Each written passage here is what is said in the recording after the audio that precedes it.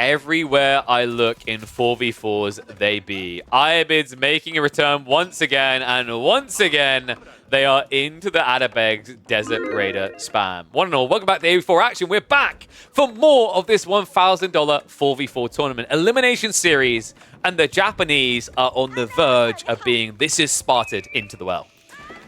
And Ugly Cat are looking good. They've even actually added their clan tags in. They're very confident. So this time around, we've had a little bit of a switch out. I believe KJJ is taking a break for game number 2. And they've rotated in Warspite, who you guys might recall used to actually stream quite a bit. I don't think he does it anymore. He was like close to rank top 100. So very talented player here. Really cool map, by the way. Hill and Dale, but the way it spawned is pretty cool. They almost got the full line of cliffs, which is kind of what I think Hill and Dale was intended to spawn as. But for anyone who's played quite a bit of team games, you may notice that Hill and Dale has about 4 or 5 different spawn styles for 3v3s and 4v4s. You have the diagonals, you have the straight lines, you have the clumped in. Even back when Lidicorp hosted a 3v3 tournament, used to be this really weird spawn where one team would spawn like here, and the other spawn would spawn like this. So one side would be low ground and the rest would be high. You can still get that sometimes, but it's less claustrophobic. I remember watching the 3v3 tournament, and pretty much your high ground was like the cliffs were here, edge of map was here. It was ridiculous.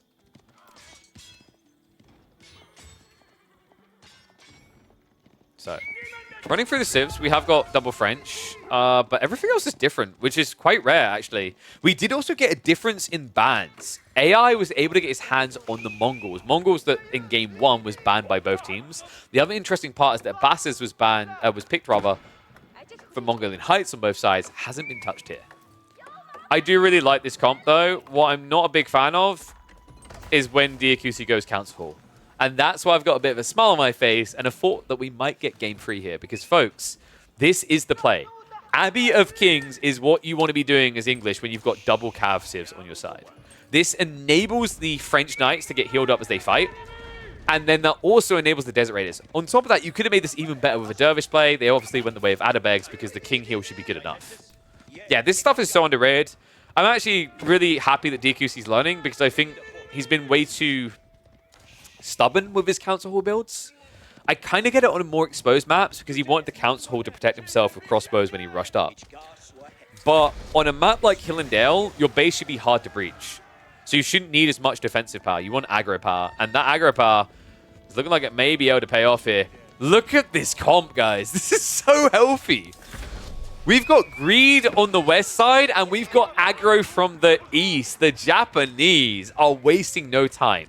Desert Raiders, Magadai, Knights, and by the way, Desert Raiders are broken with Mongols because the Khan Hunter does give the full increased range to the Desert Raiders. This is fantastic, and apologies, folks. I don't know why. Sometimes the UI still pops up. There we go.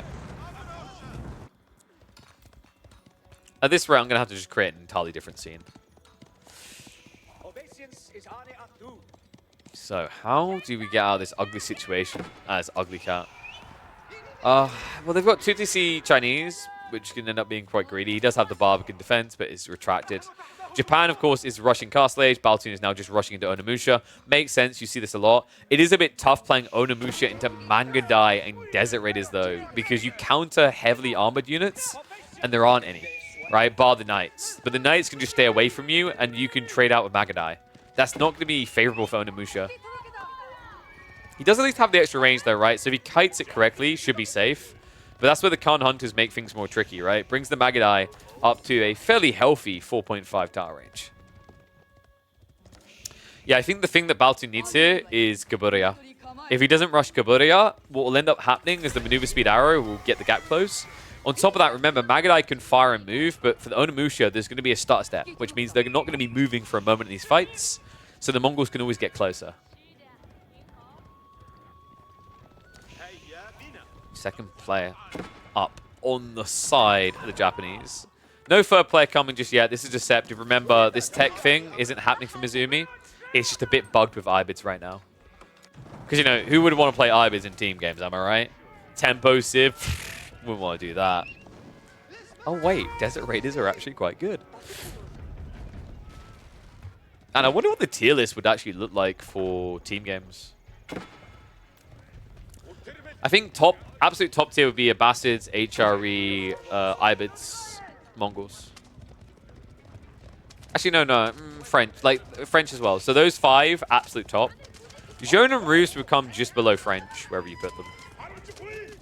Because Jeanne, Jeanne is just a worthless addition for the role that French is meant to play. If you get late enough in the game, you're a great support cast, right? Like in late game, Jeanne level 4 is insane. But where the French pick matters most is in Feudal Age. And in Feudal Age, Jeanne is just a worse French in team games. Jeanne's too slow to arrive for the fight, she's too vulnerable and she dies too quick. And you are losing out on villages, whereas French are getting more. A bit of a push coming in here. Desert Raider Mass is definitely getting big. Honestly, I wonder if Mizumi could just tech up now. It's kind of wacky, but I like the idea of it. Especially when you've got the Adabegs plus the Veterancy. It's just so much effective HP. Yeah, like to me, Jeanne doesn't win you the point in the game that a French player does. She definitely capitalizes on you winning though, right? Which is why we've seen some French Jeanne plays before. The logic being is that the French player can help carry it, and Jeanne is then able to feed off the fights. Because if you have double Knight Civ like that, double French Knight at that, you can pretty much fight anything in Feudal Age. Even in the Desert Raiders, it feels quite feasible. It's going to hurt, but because Jeanne will be able to get so much XP for the fight, it can often feel worth. Check this. Baltin's sick of them guarding. Great read by him. Right now, what we're seeing out of the Japanese is damage done, but not enough to get a killing blow. They're kind of locked away from diving because their army is terrible at dealing with static defenses, right? They've got no ranged armor. So Baltin says, screw this. Why would I sit here and wait for you to win the game in 10 minutes when you are actually realistically weak right now? Great hit on the trade. It's going to start slowing things down, and that's going to be a stinger because it's not just one player participating in trade. Popo, playing on the French in the orange, also decided he wanted to start trading.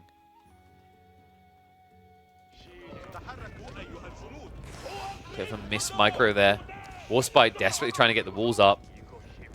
Yeah, a little bit unfortunate they didn't prep this more ahead of time, right? Like a secondary wall here would have been a huge deal.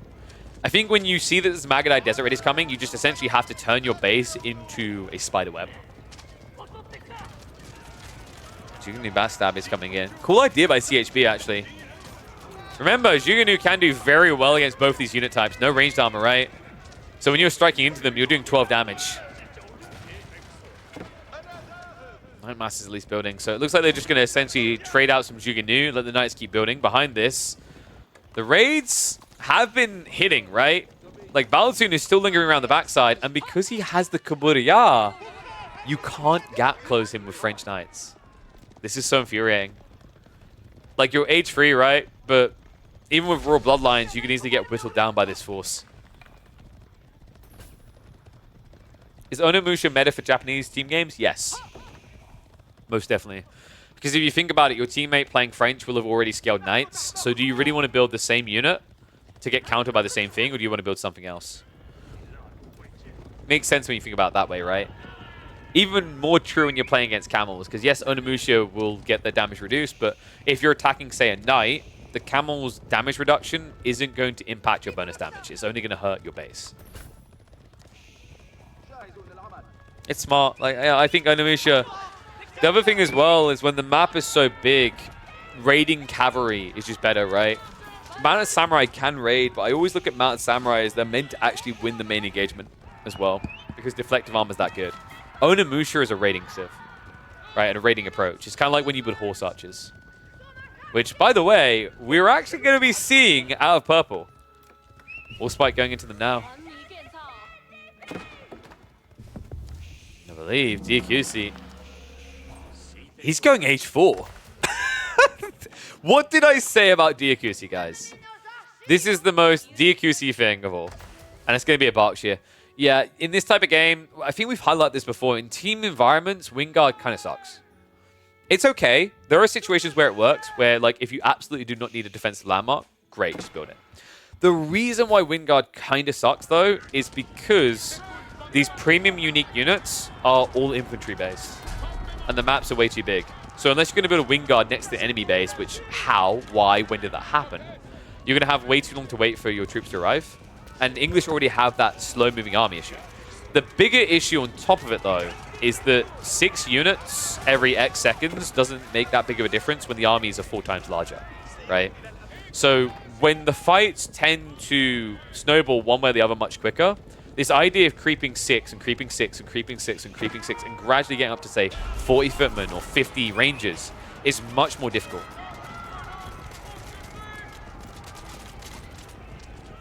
Shove in the center there. Berkshire not going to get scouted out this time, so won't get blocked like he did in the last game.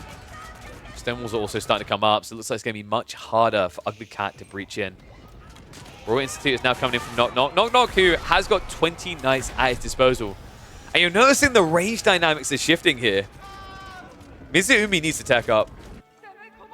He just triggered it.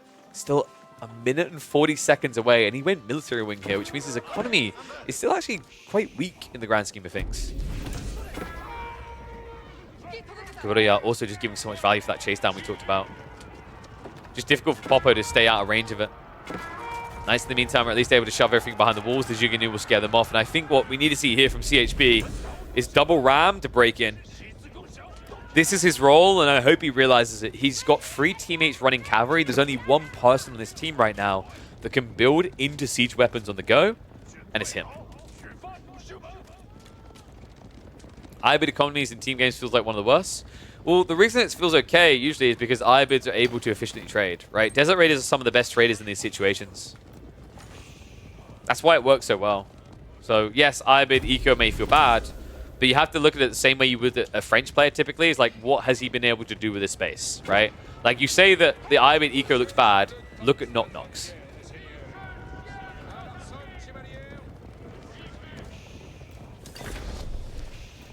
Triple ram now coming. So a quick break-in on the way. But the time that's being bought here, check the techs. All of them are going to be in castles. Iakusi is going to be Imperial, so they will have caught up on the tech. They are still behind on economy and drastically behind on military. I can't believe this. It looked like the Japanese had this killing timing, right? With the Mongol Mangadai plus the Desert Raiders. But the issue seemed to be that they couldn't actually find the soft underbelly. They weren't able to hit the economy. To a certain degree, it looked like they were just locked out.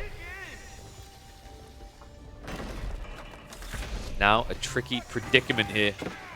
Wall's about to break. And you don't have a front line. Okay, so this is, you know when you watch those, like, gangs going at each other, and you've got, like, that little pipsqueak. It's like, yeah, what? Yeah, you tell him, boss. We got him. Right? He's the cheerleader backline. Right now, Japanese have a lot of cheerleader backline on their side. They don't have anyone who's built like an American football player to frontline for them. That's meant to be the French player, but Popo only has 11 knights. He's Little League when they need to be NBAing. I know, I went for 2 different sports there. Got to share the love. Jiga Numas now moving in. China should have them upgraded soon. If he's super fine for the veterancy, it could be coming in any second here. He's already skirting it. The Mongol Kurotai is on the way, but the problem is they've already moved the armies away from that location. Onamusha going to poke and prod here. They've got the cooldown on the Kuburia. If they can shift towards the back trade, this could be big though. Jukes, they just got the veterancy. Desert Raiders got their own as well though, so they strike a bit better. The Mango is on the way to try and clear the field. The Knights, in the meantime, are going to split up from Onamusha. The Magadai keeping pursuit with the melee. Onamusha, I don't know if I like this. Heading north instead of heading all the way south would have allowed you to stick together and find more interception points. Knights will at least be able to charge in and do a little bit of chip damage to the Mango dies. But they are slowly dying off. And I think this split wasn't great. If Baltun can find a hill into the farms, it'll make it worth it, though. And he might have just found it. Popo. All villagers run for their lives, but guys, there's not enough room! This is a catastrophe for Popo! Love the interception, the formation break there, so the villagers aren't able to run away cleanly.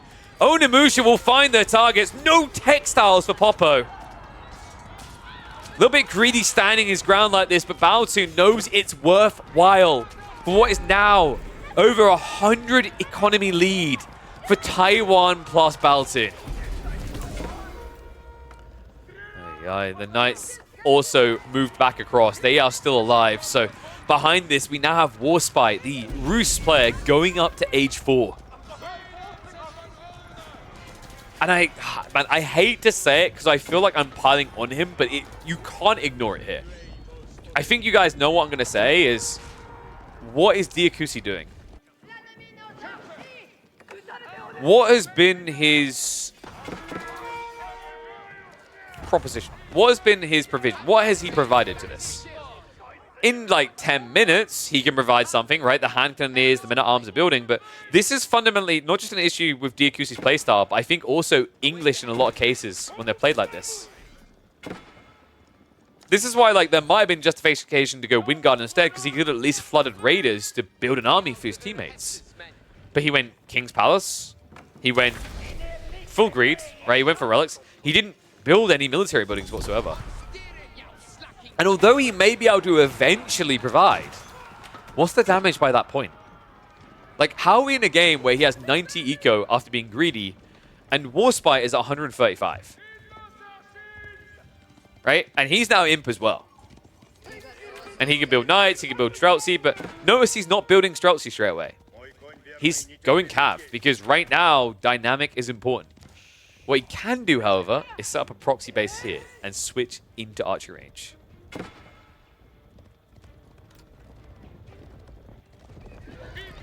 DQC tributed a 3 to 4k food over to teammates. I mean, that's cool, right? But I don't know. My take is slinging at this point in the game is less value than being present, right? Especially when you consider that slinging has a cost to it. But this is kind of the issue with English. Even if you rush castle, you're going to build knights? Great, why didn't we just pick French? You just kind of get locked. This is why I also like Japan more than English in team games. Because Japan, they can eventually play that men-at-arms hand cannoneer comp, and they can do as well as the English would. But before that, they can do Onamusha like we're seeing here, or Mounted Samurai. Weirdly enough, Japan, one of the weakest civs in 1v1s, and English, one of the best civs in 1v1s, their roles, their power levels feel reversed in team environments, at least at the highest level. I think if you're playing like below Kong, sure, English are great, because people aren't playing this pace. But with the current cavalry meta, English just kind of get left in the dust. So the reason he placed the Berkshire here is he needs gold. The weird part is he's now setting up trades, so yeah, eventually it would have felt better here. But the reason why this felt justified is to secure gold, but also on a map like this, Stonewall should be easy to do. The problem with this, though, is, like, in theory, yes, they're easy to do, but they're not because of the distance, right? Like, if everyone piles in here, and pink's here, yellow's here, red's here, reinforcements aren't going to get there.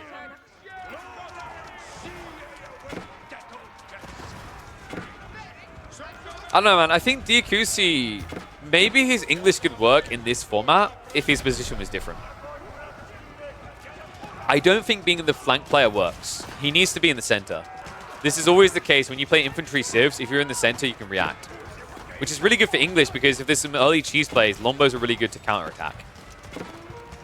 Yeah, this is meant to be the fighting force to win the war. Diakusi trickles the hand cannoneers out and will find himself running back behind the wall swiftly. Third player now in Imperial Age on the Taiwanese stack. Only Knock Knock remains. And he has got some catching up to do, but a 130 economy with a lot of trade underway, it's not going to take him long.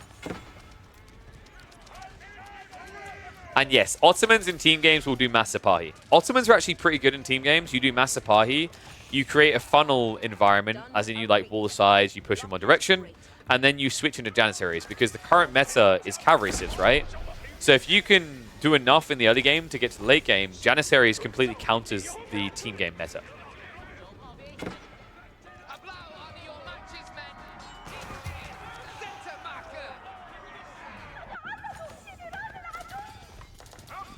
How do they get out of this? The Stonewalls are a good start. I actually think they need to segment their own bases. Little tip for people when you play team games, it's actually highly underrated. When you look at this type of situation, do this everywhere, right? When you look at the map and you see this high ground, divide here, divide here, divide here, divide here. You essentially want to almost look like you're abandoning your teammates by walling them in. The reason you want to do this, by the way, is if a raid gets in, it doesn't ripple into an extra base. That's usually how team games snowball to losses. That's how people lose to one Magadai wave, right? Because when you forget to wall all these small gaps, let's say Magadai get into blue's base. Then they're going to get into green base. Then they're getting into purple base. Then they're getting into teal base. And you have to Benny Hills. If you have walls like what Diakusi's done here, when they try to circulate towards the next player, they're going to have to come back. And the reactionary forces chasing them will then be able to catch them. So yeah, definitely highly recommend these type of walls. Instead, what we've got coming out is chaotic walls in the center of the map, actually. Baltun has gone super wide with his stonewalling.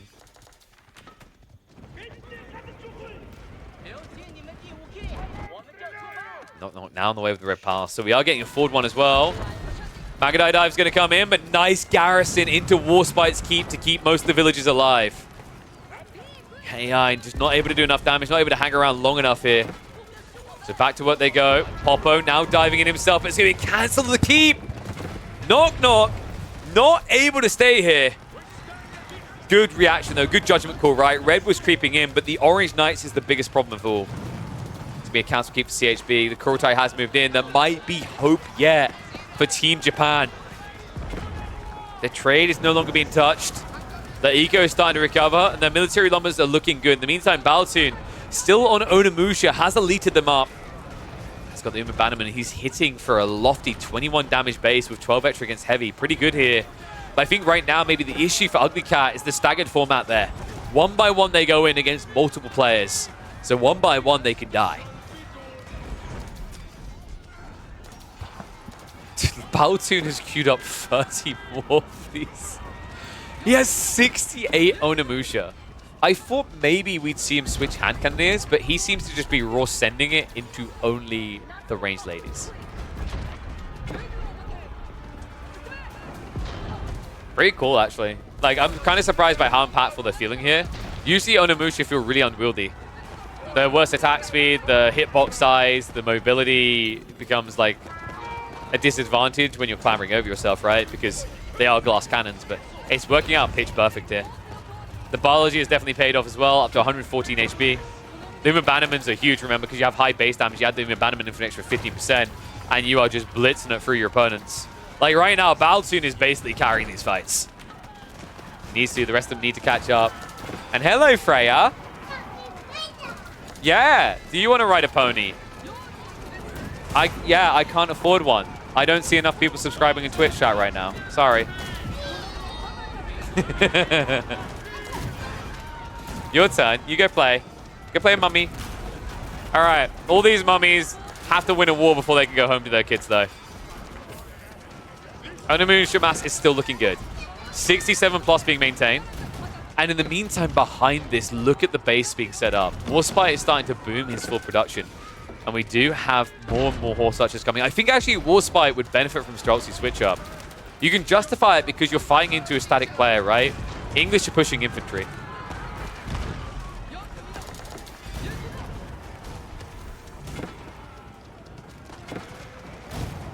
All right, one's if you think that the Taiwanese stack are going to win this. Two's if you think the Japanese are getting us to a third game. It's tricky, right? Because you have got the English Aurora, which is insane. You have got Elite Magadai, which can also be insane. The problem, though, is the Magadai aren't in a position yet to hit the back economy. If they ever get in, they can table flip this entire game. But this one is tight. And what is up, Webfram? Thank you very much. Let's see one sub. Appreciate you, buddy. Should I move that alert a little bit more in? Probably.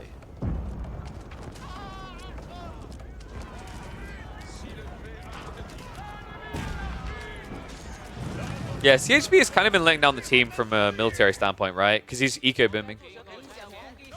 I think they're going for a Wonder. This reeks of Wonder play. Like, look at it right now. Guys, he's 175 eco. I think they're prepping Wonder. They're like, okay, trying to break the base may take a little bit too long. So let's do this instead. We do at least have the bulky French Knights arriving. I mean, Knock Knock's economy just feels a lot better than Popo's. It's weird because there's only a, what, 5 villager difference, but kind of feels like he's more prepped for this type of push. Nice to be able to hold back red. Meantime, north side, pushback continues. We have got the elite horseman coming in with the boy's fortitude. Makes him insanely tanky. Actually better than French horsemen at this stage. Perfect counter to the Magadai and the Onamusha. Once again, looking like they can carry these engagements.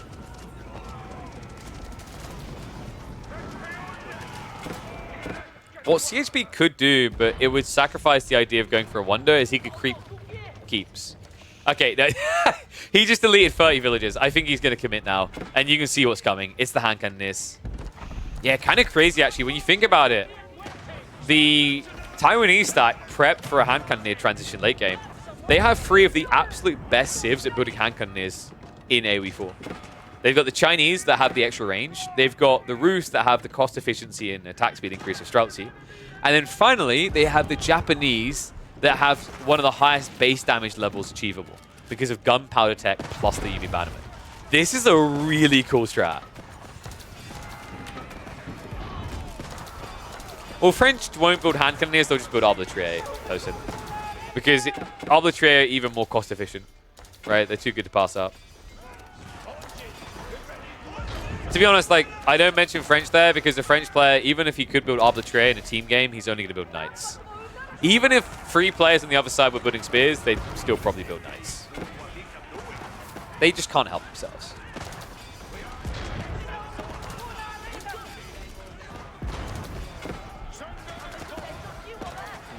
I wonder. They might sling to Baltoon.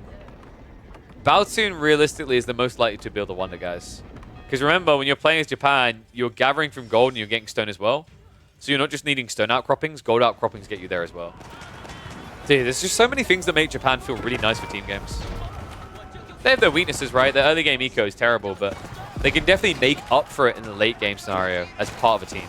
I think they struggle in the late game when they're on their own because they can't tick every box efficiently.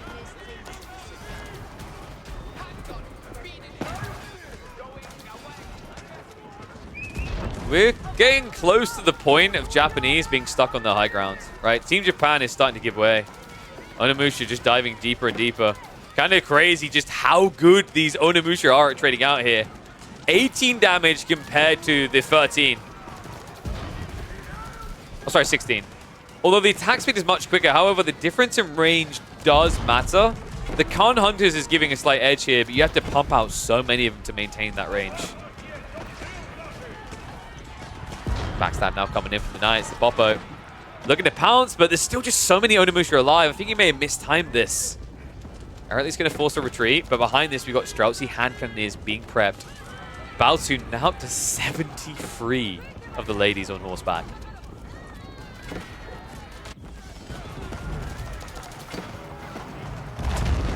The hand cannoneers on the east side. Now starting to march in. We do not have Yuan Dynasty, though. I think CHB maybe a little bit tunnel vision here. He's holding enough resources for it, but hasn't committed to the Imperial Palace yet. Yeah, I don't know what CHB is doing in this game, guys. 173 eco. I thought this was a monument play, a wonder play, but I think he's just played a bit too much trying to TC boom, and his instinct was to keep mashing the Q key. Then again, is he prepping trade? He does have some. Not a lot. Wait, maybe? Oh, holy crap, guys. He has... Yeah, he has 48 traders. Okay, so there it is. He's gradually deleting the villages. I think he wants to get to a balance of food and gold only. So wood won't be needed, and then he'll just pump hand cannoneers, which is pretty smart.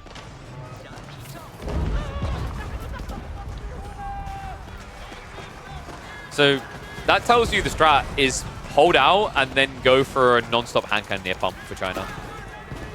I don't know, though. I think just going for the wonder is easier. With all you getting this gold, it should be very easy to sling Baltoon what he needs. Baltoon, by the way, the smart thing about having him be the wonder player is because he's the backline, because he has the mobile backline of Onamusha, they're the unit that should die the least compared to his teammates, right? So in reality, if you compare everyone's losses of resources for armies in these engagements, Baltoon should be losing the least, which is why he's able to build up these reserves. It's really smart.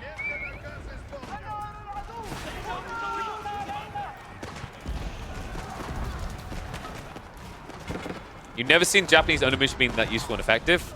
That's the Baltoon effect, guys. Like, Baltoon, remember, did anyone remember that game? Ayyubids versus Japanese. Baltoon versus might have been Zertin. It was on Gorge. And he done this fast castle Onamusha build that annihilated the Camel Lancer Gulam options and ruined the Ayubids completely.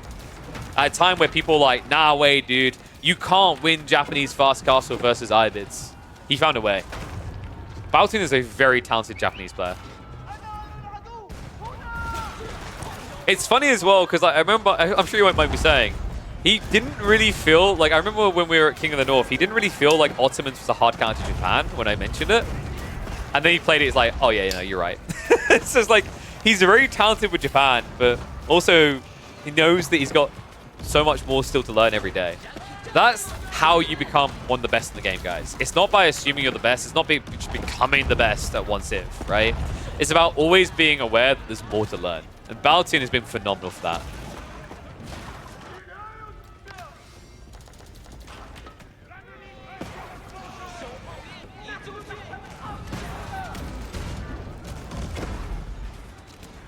So this game may take a while, folks. I don't want to just make this a day of ranting about trade, but can we agree on what I was saying in the previous series? This is caused by this. You could argue this leads to comebacks, but there's different ways you should be able to achieve comebacks, right? The maps are big enough that you can play for resources to make those comebacks. The problem here is twofold. I mean, two major issues in team games. One, trade. Two, map design. Maps are way too big. Players spawn way too far apart, which is why we're in a cavalry map. You have to play cavalry because the enemy teams are so far away, and you then also already had so much reason to play cavalry. You now have to play cavalry guaranteed because of trade. Because how else are you ever going to get in there and stop them trading? They have no meat shield, they will go hand cannoneers. Hand cannoneers are decent though, 130 HP and good range, right? Like, they're not squishy. I mean, men-at-arms are much more chunky at 216, right? But, like, obviously the gap closed. By the time they do that against hand cannoneers, let's say they get struck twice for, after mitigation, about 35 damage. They're basically at hand cannoneer health. So I don't mind it if you can afford it. It's a big if on the affording, though. They're not cheap.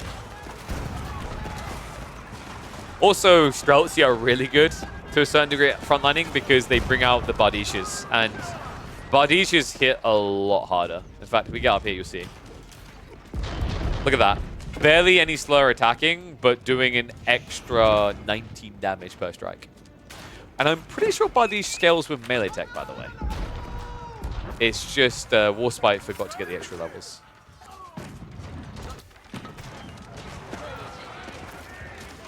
Capitalism. I mean, this is, like, actually the way trade works in this game is kind of true, like, capitalism, right? If you go into the deep fort tank and realize that the value that we've assigned in terms of stock to things is artificial and doesn't actually, in most cases, have a true, like, trackable figure that holds. All right, we're getting way too deep into that stuff, but yes, Wonder looks like it is going to be on the way. Baltun pretty much has what he needs, right? He just needs to get one more drop off a stone. And then only 15 more minutes, guys. And here we go. Should be being built, what, center of the map usually is what you want to do, but no, he's going to build it over in his corner. So here we go, guys. The Tokugawa Shrine on the way. I'm a sucker for Samurai Warriors. I should have known how to say that properly straight away. A wonder so big that my theory on zooming in being better for AoE 4 doesn't fit because you can't get it all on the screen.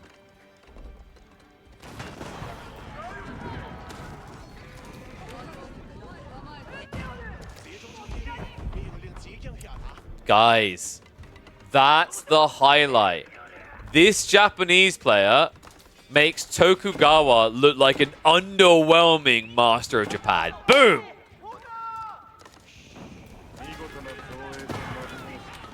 I mean, Baltun has done that good of a job. They have, as a team, collectively done a phenomenal job to come back into this. But the things that Baltun's actually contributed, and now with this switch over, you're seeing it. Hand cannoneers.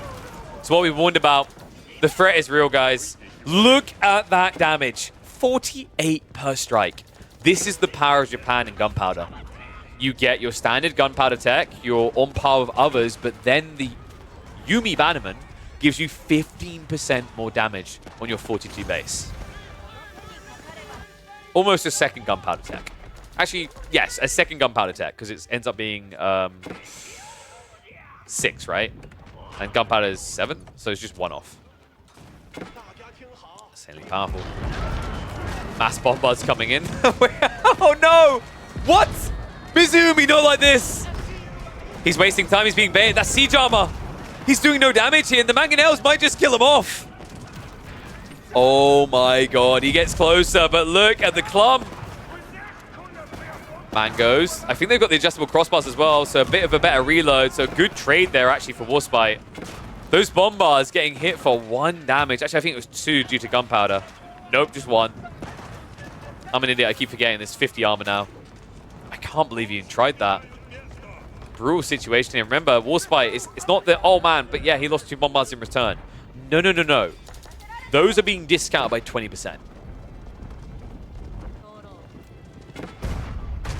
There is an approach on the way on the west side, though. Popo is trying to get towards that wonder. We do have stone walls coming up behind this, though. And there is going to be additional stone wall layers, right? We've also got the Spiral counters coming in from Baltoon to stop the cannon crawl. There's a lot of hand cannoneers for Popo to have to dive into here. Onamusha could also ruin his ability to charge in. He's got to stand his ground here. Can't afford to retreat. The Springles are going to try to target down onto the Mangoes, but that pullback costs him dearly. Siege now exposed. Popo will gain some ground. The 9 count, essentially halved for that push. Defender's advantage is a very real thing here, folks. So much easier for Baltoon to reinforce, even if he's not going for the Onamusha. The Wonder Timer is smuggled behind this score here. We're at 13 minutes. You'll know when we're close to a Wonder victory because the bells will ring. It also pops up on the right side.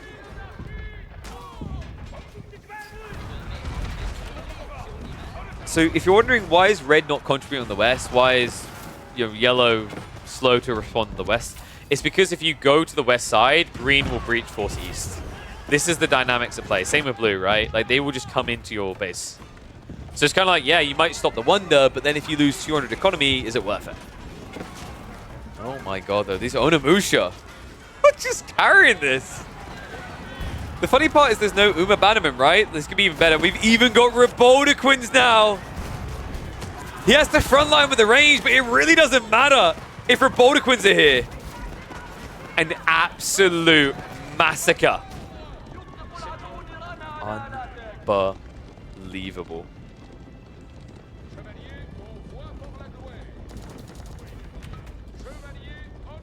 How did you get through this? I don't know. I'm thinking like maybe you have to just mass mangonels. You need your Mongol player to come over and build some Springles. That's the problem. They just don't really seem to be in a position of doing that. Like right now, guys, what we're witnessing is the Battle of Nagashino. And Baltoon is the master Nobunaga. Oh my god. I love this about Baltoon. Baltoon rates gates higher than almost any player in Pro. And especially in team games, it really is that good. Because in team games, like let's say 2 players are defending here, one has to communicate to the other to get out of the way. With this many gates, you're probably not going to have to communicate that. So you can just do it yourself instead of having a delayed reaction.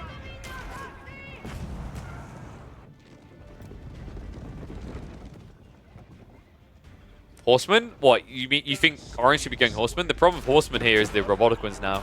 And hand cannoneers also don't really get countered by Horsemen, guys. This is so hard to approach. Gonna try to create an opening. Once again, Baltoon. War mischief underway. Knights. Also, that secondary wall stops him surrounding here. So these melee units, they're not all attacking at the same time. This is how range can win against melee, guys. These choke points really do make the difference. Mango's now starting to move in range, but the problem is with all the melee units gone, the Springles can force a retreat. Kortai's funneling the way. This is what we've been waiting for. Check this. Yellow now marching across. 41 Mangadai, 19 Khan Hunters. The Khan himself. Outpost crawl as well. Guys, we've got cannon emplacements. This is so obnoxious. The rewall as well. Oh my god. Guys, Yes, he's not going to be able to completely build them up, but even if they end up being half HP, the Magadai won't be able to kill the foundations. Bombards are going to start moving in range. Remember, the other big deal about doing this wall is it blocks the shots of the cannons to hit the outposts. Magadai are going to try to ride in, but nice body block is here. Onamusha look to intercept on the side. No Uma abandonment. So it doesn't have that extra juice of damage to make this a more balanced fight. It is one that he will eventually lose, but the hand cannoneers are cleaning house right now. This is right now a 2v1, but now the 2v2 backstab. Warspite in from behind before the castle can go up. They need to retreat, but the trickle out of troops is going to get them massacred here. The Strelts have been standing still so long, they have the static deployment. They can't be attacked. Hand cannoneers now in the way without the Khan Hunter effect. They're just walking into their death. The keep gets cancelled. No foundation to prep a push upon.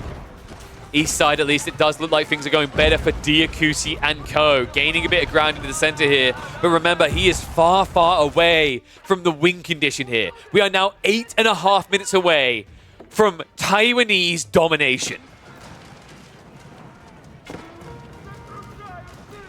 With a sprinkling of Swedes. Baotun's so strong, he counts as free Swedish players, is what I'm getting from this. Kurotai being lost is very expensive, folks. Some of this can be sorely missed. I mean, the best way to maybe fought that, I think the mistake made is they see these defenses going up. AI tries to brute force it when he needs to take a methodical approach. With a Kurotai buff, it's better to have the Magadai stand their ground and attack from behind. I also think there's high value in Mizuumi just having maybe 2 or 3 stables rallied on the west side, building camel lances. The reason is the unease. You mitigate a giant chunk of Onamusha damage. You essentially take away 3 levels of blacksmith deck. Kurotai pinched and dead. I imagine that is never going to get repaired in this one.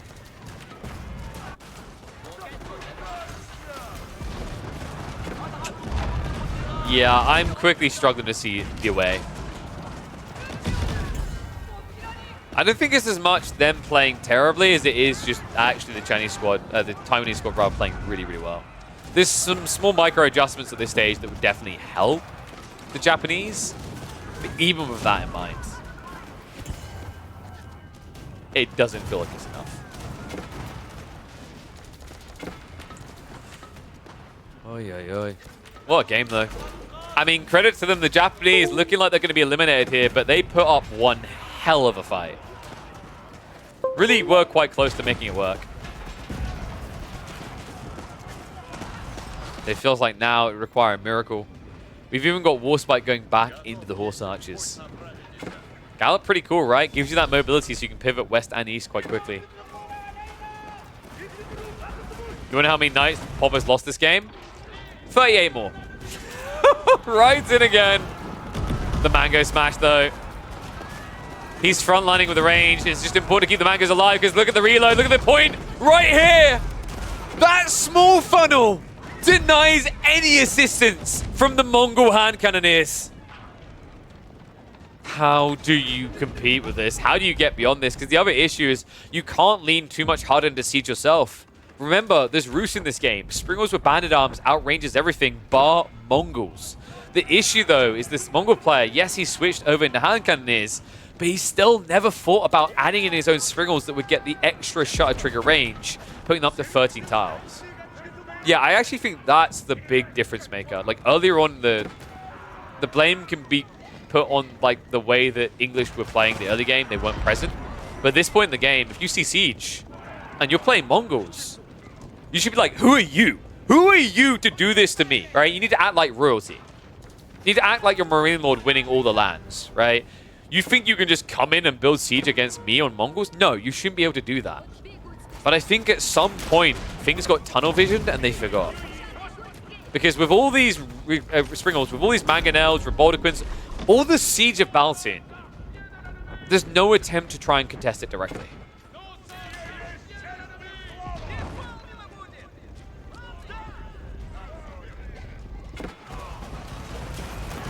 And the stalemate in the east is making this impossible. Like, if we get down to 2 minutes and we're still here, never... Like, actually, it's never happening, guys. I don't want to be the meanie burst in the bubble, but the fact that the pink and red are here, and there's 5 minutes left on the timing, mathematically, like, how do you get through the stone walls? How do you get through the base of purple and then get over here that quickly? If these guys can't breach with this push, you're never getting in. Let's see if they can do it. Even Rams at this stage. So what that is the Mongol player is just looking to break the wall any way he can. And because this is hand cannoneers, Onamusha, the damage output on Rams shouldn't be that high. You have to remember, Springolds, they hit hard enough, right? They're going to hit for 97 damage. These Rams, they don't even have the siege work, so no extra ranged armor, no extra health.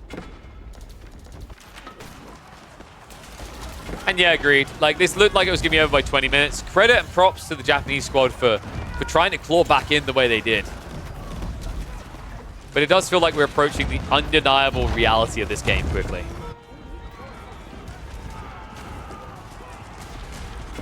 Popo. Trying to just hit onto Purple, who's backstabbing here. But if you're spending time being dragged into Warspite's frontal base, you're not addressing the real threat. They should have played Japanese. Dude, I'm telling you, Japanese are good in team games.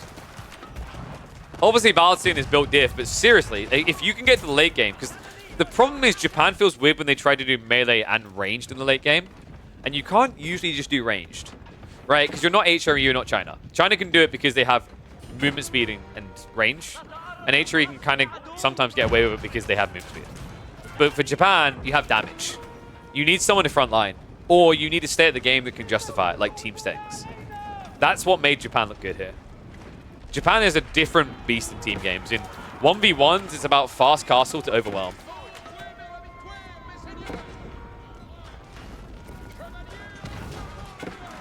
Three minutes until a victory. Team Taiwan plus Baltun on the verge now. I mean, at this point, it must have just set in for everyone, but I guess they're saying to hell with it. One big final push. We have got so many Rams coming. 22 Rams from yellow.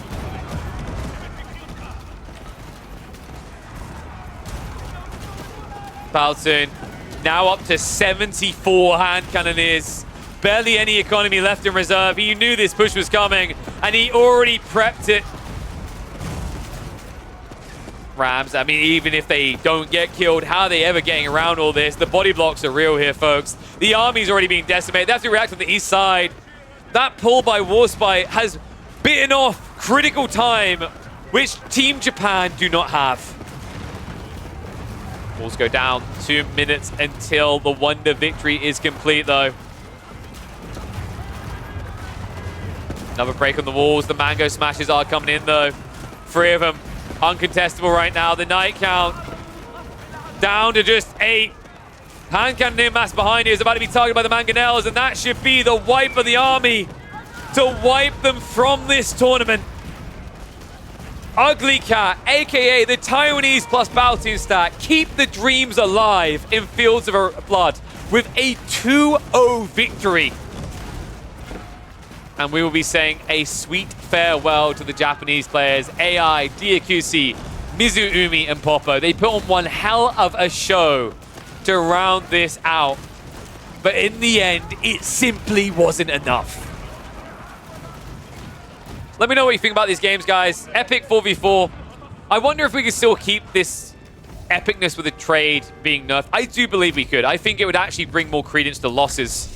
And you still get these type of hype fights. But what an insane 2-0. Low bracket run continues. And I'm sure we're going to see plenty more of them on this channel. I'll see you in the next one.